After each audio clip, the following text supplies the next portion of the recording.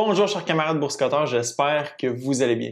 En 2019, lorsque Wealthsimple Trade a été lancé au pays, un vent de fraîcheur est arrivé dans l'industrie du courtage en ligne canadien et l'industrie est sur le point de changer fondamentalement. Laissez-moi vous expliquer pourquoi. L'entreprise de Toronto a été la première à offrir les transactions boursières sans frais lorsque vous achetez ou vendez des actions ou des fonds négociés en bourse.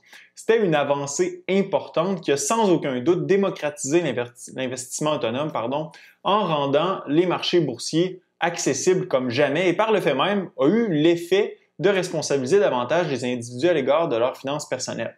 Pratiquement personne ne nie les effets bénéfiques de l'entrée de Wealthsimple dans l'arène du courtage en ligne canadien. Certains vont souligner que les transactions sans frais sont un incitatif à la spéculation et que ces plateformes déguisent l'investissement en une espèce de jeu banal. Mais ces oiseaux de malheur ne semblent pas comprendre que la spéculation est intrinsèque à l'investissement en bourse. Lorsqu'on réfléchit, qu'on prend une décision, qu'on fait un choix dans nos investissements, on spécule tous. On prend des décisions aujourd'hui sur la base d'hypothèses économiques futures qui sont évidemment incertaines. Lorsque j'achète du Tesla, je spécule sur le fait que l'entreprise vendra plus de voitures dans 5 ans et que sa profitabilité sera augmentée. Les transactions sans frais ne changent rien par rapport à la spéculation, si ce n'est que de permettre aux petits joueurs d'entrer sur un plancher de danse autrefois réservé aux plus riches. Ceux qui investissent depuis plusieurs années de façon autonome pourront vous le dire, l'investissement était réservé aux plus nantis auparavant simplement en raison de la barrière élevée à l'entrée que représentaient les frais de courtage. Les années 2000 ont été une espèce de point tournant dans l'investissement en bourse avec l'arrivée d'Internet. Le téléphone a été délaissé pour l'ordinateur et on a vu à ce moment une baisse importante des frais de transaction. En 2000, vous pouviez acheter des actions pour aussi peu que 29,95 US chez Charles Schwab et je ne parle même pas des dépôts minimums qui seraient aujourd'hui prohibitifs pour une bonne partie des gens utilisant Wealthsimple. À l'époque, une vingtaine de dollars pour faire un trade, c'était considéré comme un bon prix dans la mesure où faire affaire avec un courtier au téléphone pouvait coûter une cinquantaine de dollars si c'est pas plus. Encore aujourd'hui, acheter des actions au téléphone, c'est possible, mais regardez combien ça coûte. Les frais ont baissé au cours des années au grand bénéfice des investisseurs, mais ils sont demeurés élevés pour la plupart des petits investisseurs. Lorsque moi-même j'ai commencé à investir il y a quelques années, ça me coûtait 9,95 par trade, donc achat ou vente sur Disnat, et encore aujourd'hui, ça coûte 6,95. Sauf que ça commence à changer et rapidement. Récemment, la Banque nationale a introduit les commissions sans frais ou à 0 $ sur sa plateforme de courtage en ligne. Il s'agit de la première institution bancaire canadienne à emboîter le pas des Wealthsimple et compagnie.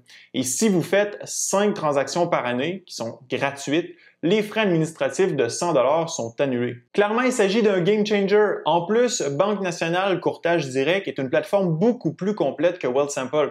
Vous avez accès à des outils de trading comme Reconia, à des outils de comparaison de titres, à des comptes en devises américaines, à des analyses financières, à de l'information financière détaillée sur les titres. Vous pouvez échanger des options et j'en passe. Il s'agit d'un événement positif qui va paver la voie à, je crois, une quasi-extinction des frais de courtage au pays.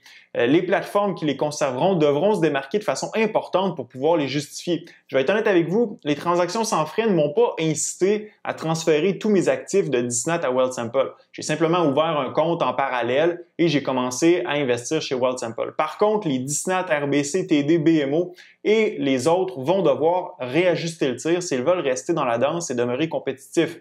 Les jeunes ont un désintérêt total pour les plateformes conventionnelles et celles-ci devront s'adapter rapidement si elles ne veulent pas devenir désuètes.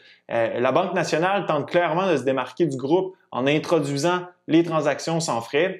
Une des seules raisons pour laquelle je reste chez Disnat présentement, c'est parce que j'ai accès à l'outil d'analyse Morningstar qui me permet de consulter toutes les données financières de n'importe quelle entreprise en un endroit et de les exporter dans un fichier Excel si j'ai besoin de le faire.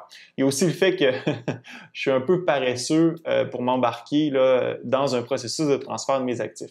Par contre, après l'annonce de la Banque nationale, je m'attends sincèrement à ce que Disnat et les autres plateformes abaissent leurs frais de quelques dollars ou les abolissent littéralement. C'est ce qui est génial avec une économie de marché. La compétition fait que les prix ont toujours tendance à baisser. La saine compétition favorise l'innovation qui, à son tour, participe à une réduction des coûts pour l'entreprise et à des baisses de prix pour les consommateurs. Tout ça, c'est possible grâce à une chose, soit l'incitatif qu'est le profit. Au final, tout le monde finit par en profiter. Les entreprises qui offrent les meilleurs services accaparent une partie significative du marché et des profits, alors que les consommateurs profitent du meilleur service au plus bas prix. Enfin, laissez-moi savoir dans la zone commentaire si, comme moi, vous anticipez une réduction des frais de courtage chez les autres grandes banques canadiennes. Ce fut un plaisir d'être avec vous. À la prochaine.